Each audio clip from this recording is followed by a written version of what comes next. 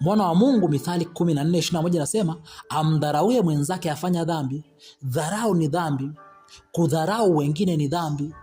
Kumdharau aliyeumbwa na Mungu ni kumdharau muumbaji ambaye ni Mungu mwenyewe.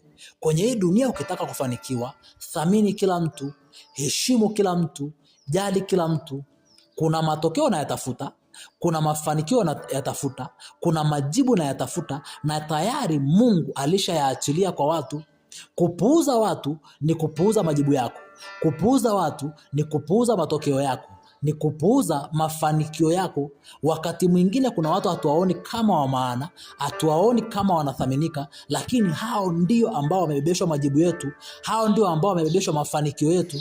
Lazima uheshimu kila mtu, lazima mthamini kila mtu.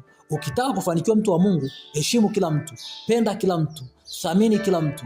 Mungu atakufanikisha pale unapoheshimu watu aliowaumba yeye.